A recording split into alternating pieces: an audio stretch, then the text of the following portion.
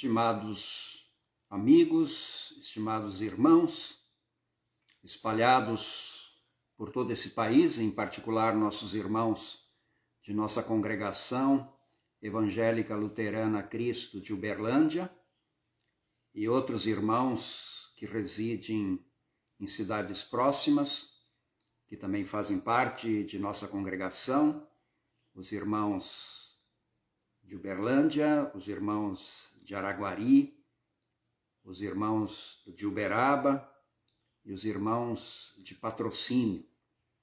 Que esse momento seja um momento de crescimento, de fé, de esperança e de amor entre nós, em que queremos realizar esse momento com Deus, aqui o nosso culto online, e que Deus Espírito Santo esteja com todos nós, nos abençoando, enviando seus santos anjos para nos guardar e cuidar de cada um de nós. Somente em Deus a minha alma espera silenciosa. É dele que vem a minha salvação. Queremos iniciar com o Salmo do domingo, o Salmo 62, aqui no caso o versículo 1. Vamos, portanto, iniciar em nome de Deus Pai, de Deus Filho e Deus Espírito Santo. Amém. Deus é nosso refúgio e fortaleza, é socorro bem presente nas tribulações. Se dissermos que não temos pecados, a nós mesmos nos enganamos e a verdade não está em nós. Mas se confessarmos os nossos pecados, Ele é fiel e justo para nos perdoar e nos purificar de toda injustiça. Portanto, confessemos a Deus com humildade os nossos pecados, para que Ele nos perdoe, considerando que o reino de Deus está próximo, e ao confessarmos e recebermos o perdão, Ele se aproxima e faz parte da nossa vida, e nós parte do reino de Deus. Ó Deus, de toda misericórdia, nós te confessamos que somos pecadores, injustos e impuros, e que temos cometido pecados contra ti por pensamentos, palavras e ações, tanto pelo que fizemos como pelo que deixamos de fazer. Merecemos por isso a tua eterna condenação. Mas, ó Deus, por amor de Jesus Cristo, não nos condenes. Pelo contrário, nos perdoe e consola-nos com o teu Espírito Santo. Amém. Queridos irmãos, queridas irmãs, se realmente esta foi a vossa confissão e se confiam no perdão de Deus, desejam o consolo do Espírito Santo, então, na qualidade de ministro da palavra, chamado e ordenado, eu vos anuncio a graça de Deus. E da parte por ordem de Jesus Cristo, meu Senhor, vos perdoo todos os pecados, em nome do Pai, e do Filho, e do Espírito Santo. Amém. Vamos ler o nosso salmo de hoje, que é o Salmo 32. Salmo 32. É um lindo salmo de esperança. É um salmo de esperança. Esperança que reside em Deus. A nossa esperança não é uma esperança que apenas espera por uma questão de pensamento positivo, mas nossa esperança, ela está em Deus. Portanto, nossa esperança é suficientemente concreta, é suficientemente confiável, porque Deus é confiável, é todo-poderoso, prometeu e é fiel. Somente em Deus a minha alma espera silenciosa, dele vem a minha salvação. Só Ele é a minha rocha, a minha salvação e o meu alto refúgio. Não serei muito abalado. Até quando vocês atacarão um homem, todos vocês, para o derrubarem, como se fosse uma parede pendida ou um muro prestes a cair? Só penso em derrubá-lo da sua dignidade. Eles se alegram na mentira, de boca bendizem, porém no interior maldizem. Somente em Deus, ó minha alma espera silenciosa, porque dele vem a minha esperança. Só Ele é a minha rocha, a minha salvação e o meu alto refúgio. Não serei jamais abalado. De Deus dependem a minha salvação e a minha glória. Ele é a minha forte rocha e o meu refúgio. Confie nele em todo o tempo, ó povo. Derrame diante dele o seu coração. Deus é o nosso refúgio. Pura vaidade são os homens plebeus, os de fina estirpe não passam de falsidade. Pesados em balança, eles juntos são mais leves do que a vaidade. Não confiem na opressão, nem ponham falsas esperanças na rapina. Se a riqueza de vocês aumentam, não ponham nelas o coração. Uma vez Deus falou, 2 vezes ouvi isso, que o poder pertence a Deus. E a ti, Senhor, pertence a graça, pois a cada um retribuis conforme as suas obras. Assim termina o Salmo 32. Glória ao Pai, e ao Filho, e ao Santo Espírito, como era no princípio, agora é, e por todo sempre há de ser. Amém. Senhor, tem piedade de nós. Cristo, tem piedade de nós. Senhor, tem piedade de nós. Amém.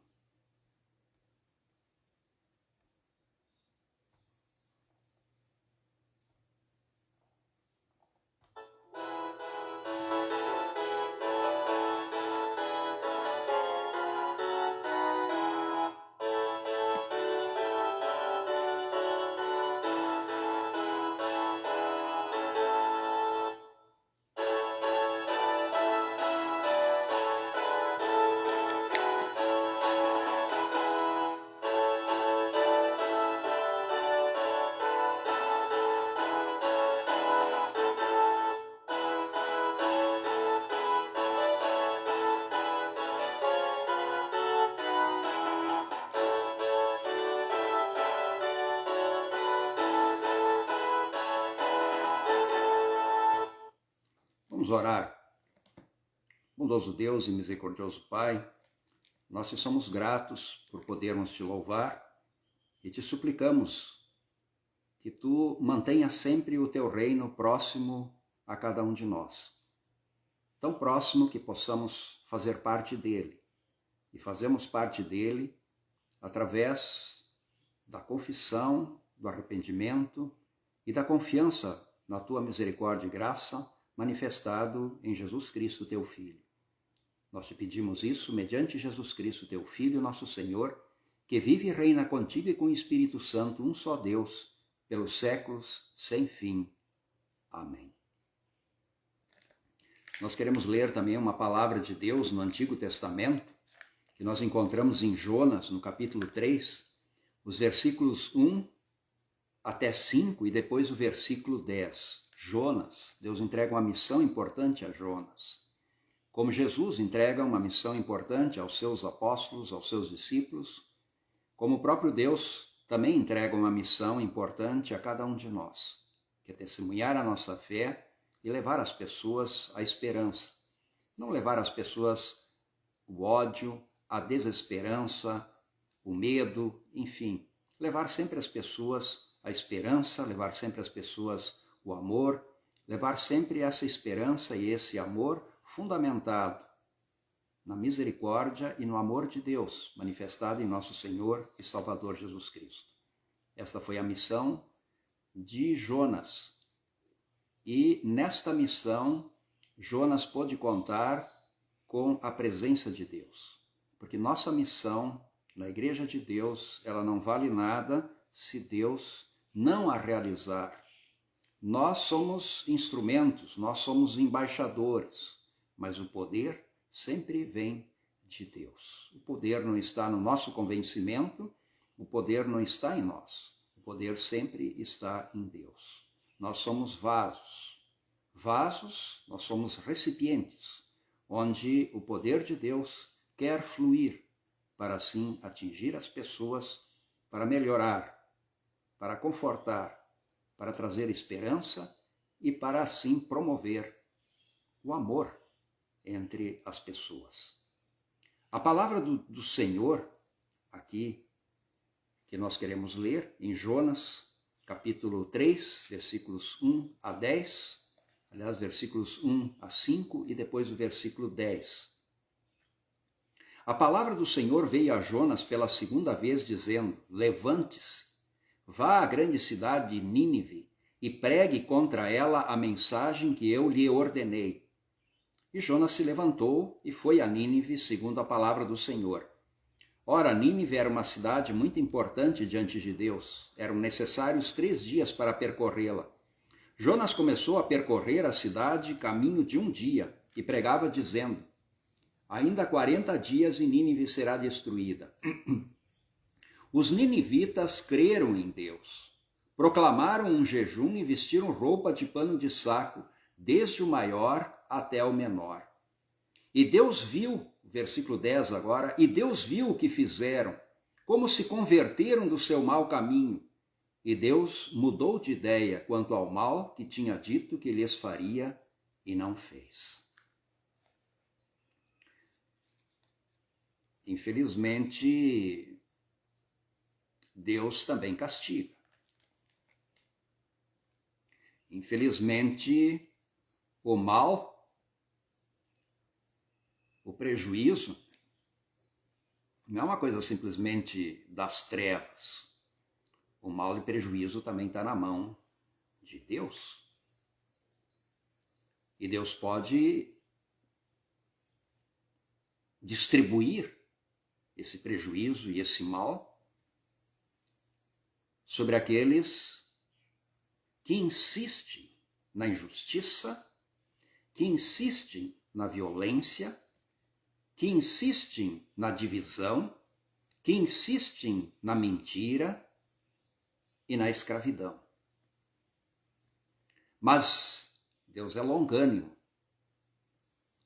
Ele quer sempre uma oportunidade para qualquer um e para todos.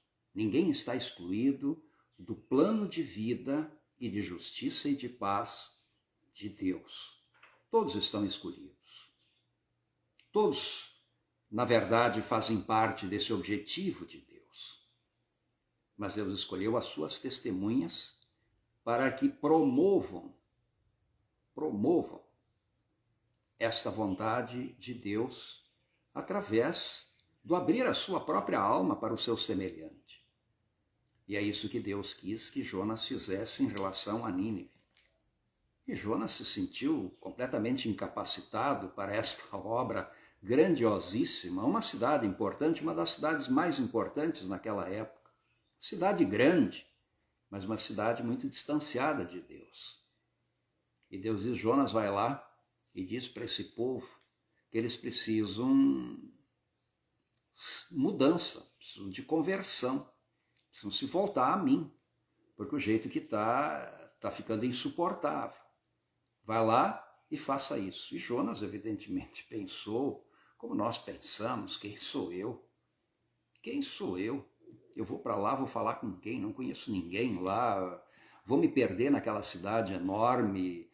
Como é que as pessoas não vão me ouvir? Provavelmente vão fazer chacota, vão me desprezar, vão talvez me perseguir.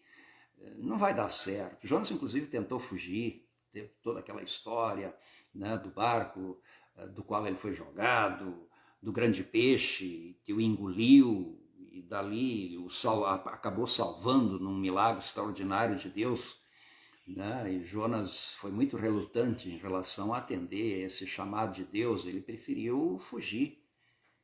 Mas Deus pela segunda vez chama Jonas e Jonas resolve falar.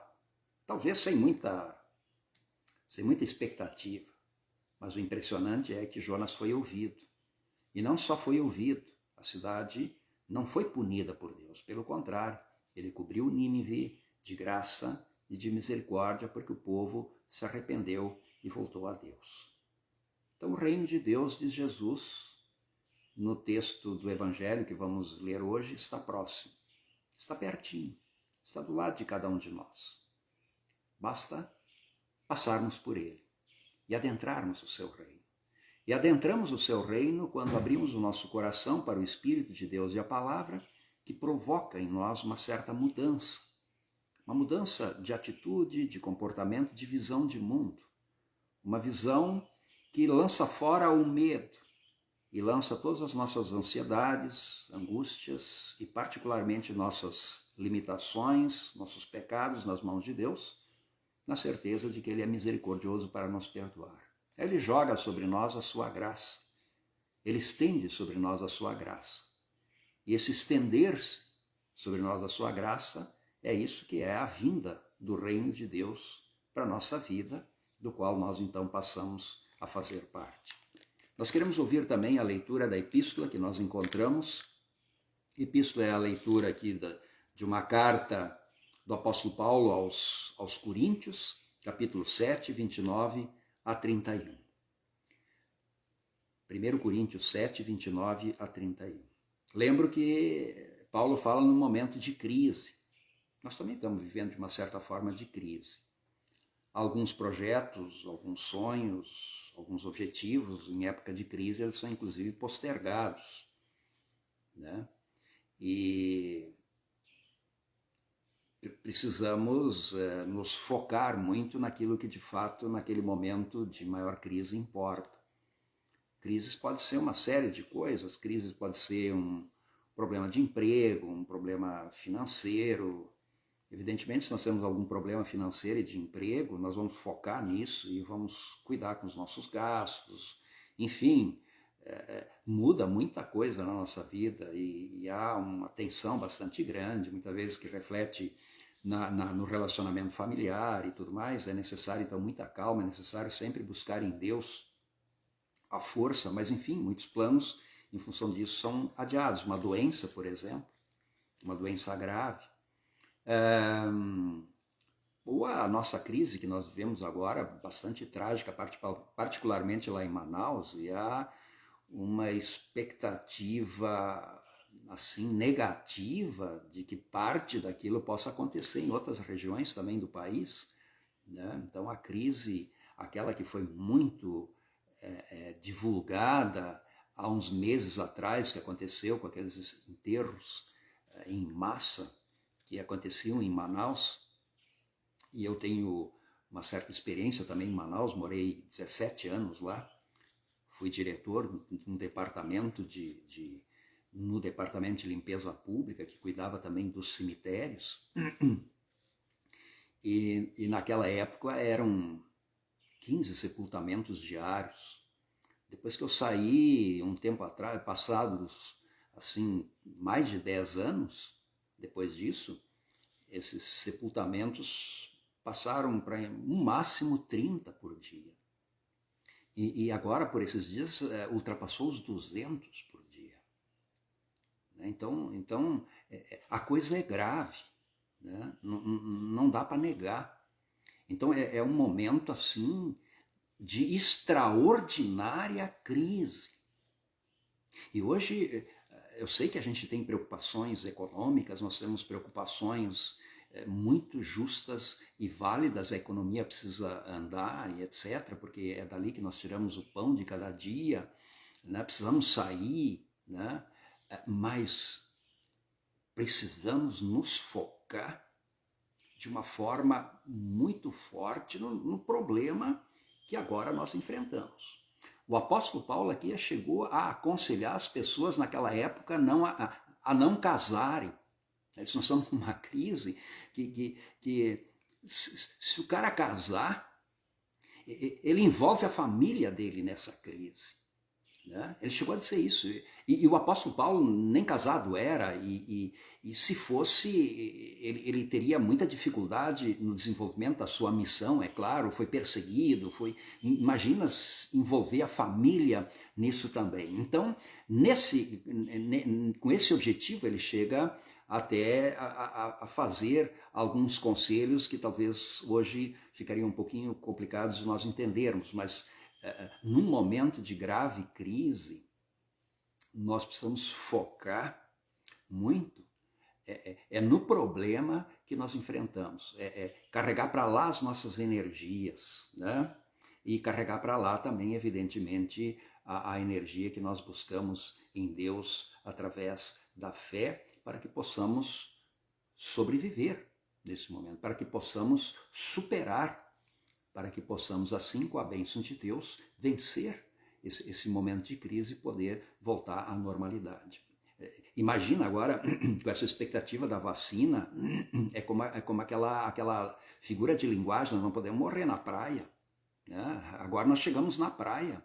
Nós precisamos chegar na praia com um pouquinho de energia ainda. Então, vamos cuidar agora, mais do que nunca, porque há uma expectativa, apesar de todo esse discurso contrário e tal, mas há uma expectativa de que a solução, pelo menos parte dela, está bastante próxima, né? Bastante próxima. Então, o reino de Deus está próximo e nós queremos nos preparar através do arrependimento. E a solução do problema maior da crise nesse momento também está perto. E nós queremos estar, enfim, preparados e saudáveis, né? Então, não podemos relaxar, precisamos nos cuidar. Então, o apóstolo Paulo, ele diz coisas que podem ser relacionadas com isso também, embora que a crise na época era a perseguição, que ele pessoalmente vinha sofrendo por causa da sua fé. Mas isso digo, irmãos, diz o apóstolo Paulo aqui em 1 Coríntios 7, 29 até o versículo 31. Mas isso digo, irmãos, o tempo se abrevia. Por isso, de agora em diante, não só os casados sejam como se não fossem casados, mas também os que choram como se não chorassem, e os que se alegram como se não se alegrassem, os que compram como se nada possuíssem, e os que se utilizam deste mundo como se não fizessem uso dele, porque a aparência deste mundo passa. A aparência deste mundo passa. Então, todas as coisas desse mundo são importantes e nós cuidamos de todas elas, mas não podemos perder o foco. As coisas passam e precisamos estar sempre preparados.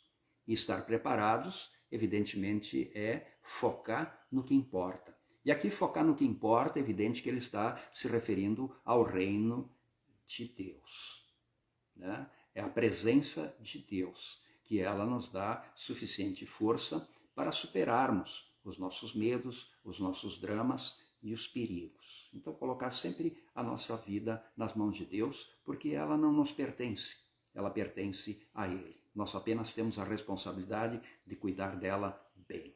Mas cuidar dela bem significa que Deus continua tendo o controle e Ele faz dela o que Ele entende e não o que nós entendemos. Que assim seja. Amém.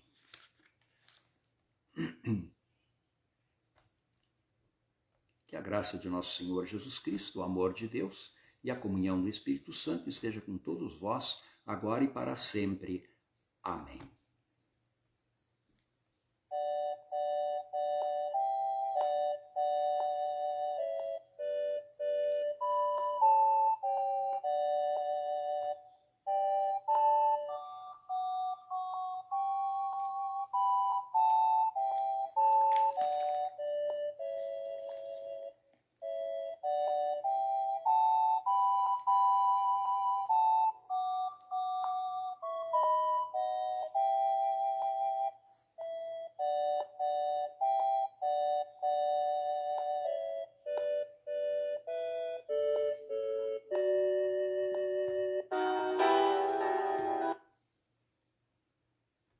Nós queremos ouvir agora a leitura do Santo Evangelho, e sobre o qual nós queremos também rapidinho depois refletir. Nós encontramos em Marcos capítulo 1, versículos 14 a 20. Marcos capítulo 1, 14 a 20, onde lemos: Depois de João ter sido preso, Jesus foi para a Galiléia pregando o Evangelho de Deus. Ele dizia: O tempo está cumprido e o reino de Deus está próximo. Arrependam-se e creiam no Evangelho.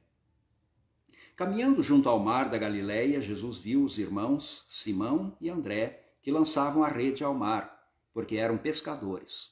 Jesus lhes disse: Venham comigo e eu farei com que sejam pescadores de gente. Então eles deixaram imediatamente as redes e o seguiram. Pouco mais adiante, Jesus viu Tiago, filho de Zebedeu, e João, seu irmão, que estava no barco consertando as redes, e logo os chamou. E eles seguiram Jesus, deixando seu pai Zebedeu no barco com os empregados. Essa é a leitura do Evangelho. Que Deus abençoe essas palavras em nossos corações. Vamos confessar a nossa fé nas palavras do credo apostólico. Creio em Deus Pai Todo-Poderoso, Criador do céu e da terra, e em Jesus Cristo, seu único Filho, nosso Senhor, o qual foi concebido pelo Espírito Santo, nasceu da Virgem Maria, padeceu sob Pôncio Pilatos, foi crucificado, morto e sepultado. Desceu ao inferno, no terceiro dia ressuscitou dos mortos, subiu ao céu e está sentado à direita de Deus Pai Todo-Poderoso, donde há de vir a julgar os vivos e os mortos. Creio no Espírito Santo, na Santa Igreja Cristã, a comunhão dos santos, na remissão dos pecados, na ressurreição da carne e na vida eterna. Amém.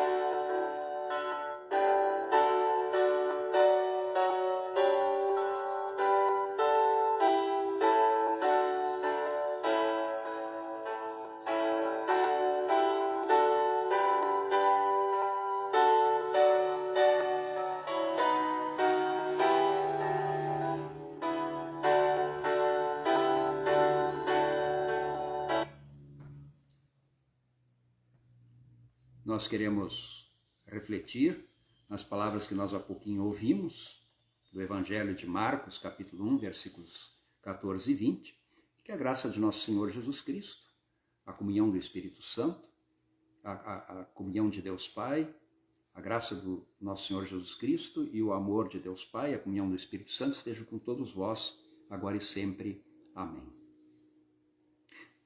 Tem duas coisas importantes. Tem mais também, mas duas que nós queremos destacar desse evangelho que nós há pouquinho ouvimos aqui. Palavras e ações de Jesus. A primeira delas é essa palavra de Jesus. O tempo está próximo. O tempo, o reino de Deus está próximo.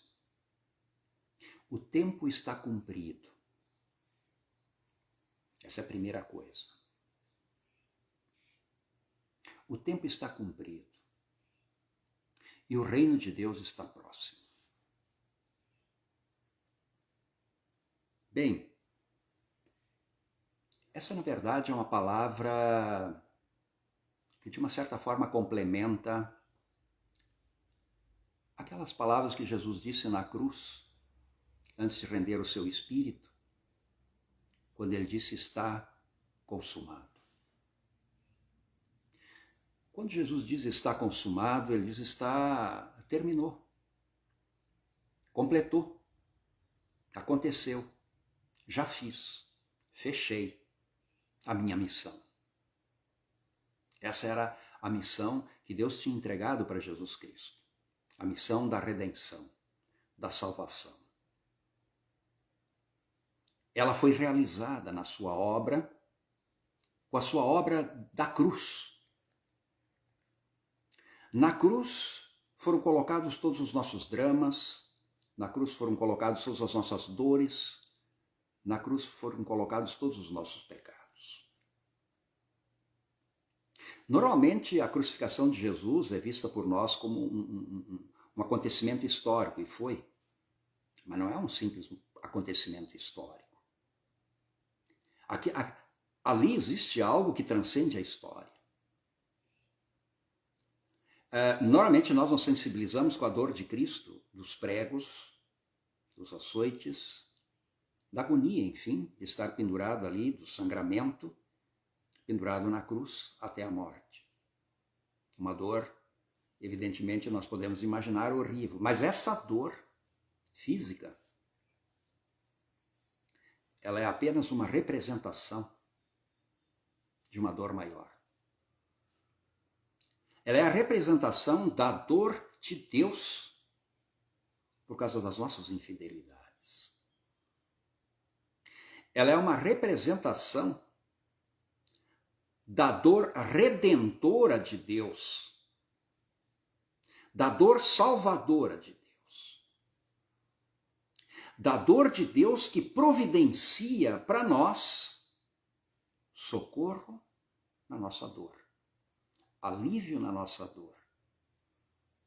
dor de Deus e preocupação de Deus e sofrimento de Deus que busca para cada um de nós, nessa dor, nesse sofrimento, o nosso alívio e nossa salvação. Então, a crucificação de Jesus é um acontecimento que transcende a história. Ele vem até mim. Ele acontece em mim e em ti. Quando nós agimos com infidelidade e injustiça, e quando nós sofremos as consequências disso, e principalmente as consequências disso na nossa vida como um todo, particularmente nos nossos sofrimentos, nas nossas dores, nas nossas doenças. A cruz de Cristo tem que ser vista ali também nas nossas doenças. A cruz de Cristo precisa ser vista ali também nas nossas preocupações. A cruz de Cristo precisa ser vista ali nos nossos dramas. A cruz de Cristo precisa ser vista na pobreza, na injustiça, no ódio, na violência, na dor. É ali que está o Cristo crucificado, que transcende o tempo, tanto para o futuro, a partir dele, quanto no passado, a partir dele.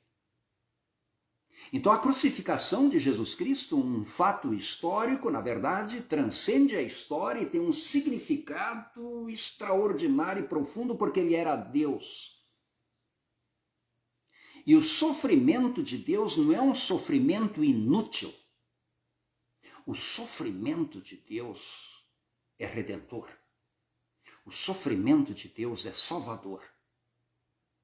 O sofrimento de Deus faz com que o reino de Deus fique perto de cada um de nós. Basta com humildade nós olharmos para os nossos dramas, para os nossos pecados e ver ali o sofrimento de Deus. E aí, percebendo ali o sofrimento de Deus pela fé, nosso sofrimento é aliviado, nossos pecados são perdoados, a graça de Deus nos cobre e a salvação fica assim a cada um de nós garantida. O reino de Deus está muito perto de você, porque o Cristo crucificado está em você. O Cristo crucificado está nas tuas dores, está na tua doença, está nos teus dramas, nos teus pecados. Ali está o Cristo crucificado. Portanto, ele está perto. Ele está próximo. Ele está do teu lado. Ele está dentro de ti. É preciso que pela fé você perceba isso. E ao perceber isso com humildade, reconheça os seus dramas, coloque eles nas mãos de Deus. E o efeito, digamos assim, salvador, regenerador, purificador e salvador da dor de Deus se realiza e se completa em ti. E o reino de Deus o cobre e você passa a fazer parte dele e você tem o céu. Você tem a salvação. Você não é mais um refém das trevas e da condenação.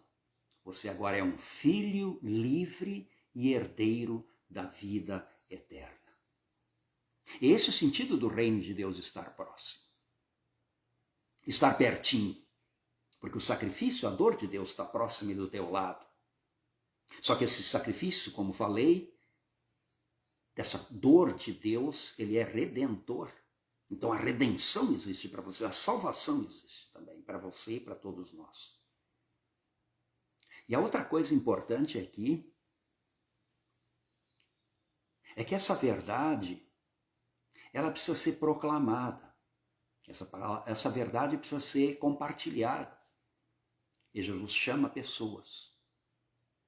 E o poder desse chamado faz com que algumas pessoas larguem tudo como os discípulos fizeram, largaram as redes e o seguiram para pescarem pessoas, os pescadores de peixes para pescarem pessoas, uma figura de linguagem. Pescar pessoas para Deus significa isso, as pessoas terem essa consciência pela fé do amor de Deus e aderirem assim para que o efeito dessa salvação redentora não seja apenas o alívio subjetivo, mas um alívio objetivo que gera frutos e resultados. Frutos e resultados de amor, de justiça, de verdade e de uma busca constante e perseverante daquilo que é bom para todos nós. Que assim seja na vida de todos nós. Amém. Que a graça de nosso Senhor Jesus Cristo, o amor de Deus e a comunhão do Espírito Santo esteja com todos vós. Amém. Nós queremos orar. Bondoso Deus e Pai, nós queremos carregar nas tuas mãos todas as nossas aflições, todas as nossas preocupações, todos os nossos medos, na certeza de que tu és um Deus que nos protege, guarda e cuida. Queremos também levar nas tuas mãos essa situação toda que nosso país vive. Em especial nós queremos lembrar da cidade de Manaus, onde nós servimos também a igreja e tivemos oportunidade de trabalhar em diversas áreas, e que hoje passa uma crise bastante grande de saúde. Esteja com todas as pessoas, particularmente as pessoas internadas, as pessoas que estão sofrendo, e dê assim uma correção aos governantes para que possam cumprir bem com seu papel, que as vacinas possam chegar e serem destinadas, evidentemente, em primeiro lugar para aquelas pessoas que estão mais próximas dos riscos, né? As pessoas de risco da área de saúde, os médicos, enfermeiros, os técnicos, enfim, todos aqueles que trabalham na área de saúde, e também as pessoas de mais idade. Bondoso Deus, que esse planejamento possa ser muito bem cumprido, muito bem realizado, até que finalmente a vacina chegue a todas as pessoas que dependam dela. Tenho filhos lá, inclusive, também. Bondoso Deus, te peço em especial a eles que os proteja e guarde. Bondoso Deus, olha para todos nós, olha especialmente para os nossos irmãos das congregações ali, da congregação de Uberlândia, da nossa congregação Cristo, de Uberlândia, e todos os membros, também aqueles espalhados por outras cidades próximas. Dê a eles a tua proteção, o teu cuidado, a tua bênção, enfim. Bondoso Deus, nós te agradecemos principalmente por causa da fé, nós te agradecemos porque podemos contar contigo, podemos contar com tua ajuda, com teu auxílio, podemos contar com teus santos anjos que estão sempre à tua disposição para nos guardar e proteger. Mantém-nos sempre firmes na fé e que nós não caiamos dela, principalmente ao enfrentarmos as dificuldades, os problemas. Bondoso Deus, confiamos em Ti e a nossa vida te pertence. Nós prometemos que vamos fazer o possível para cuidar bem dela, é a nossa responsabilidade. Se nós eventualmente não cuidamos bem, porque exageramos nisso ou naquilo, perdoa-nos, porque Tu és um Deus gracioso e que sempre recebes aqueles que, humildes e arrependidos, cheguem a Ti. Assim nós chegamos sempre à Tua presença e contamos com Tua misericórdia e paz. Amém. Pai nosso que estás nos céus, santificado seja o Teu nome, venha o Teu reino, seja feita a Tua vontade, assim na terra como no céu. O pão nosso de cada dia nos dá hoje, e perdoa-nos as nossas dívidas, assim como nós também perdoamos aos nossos devedores.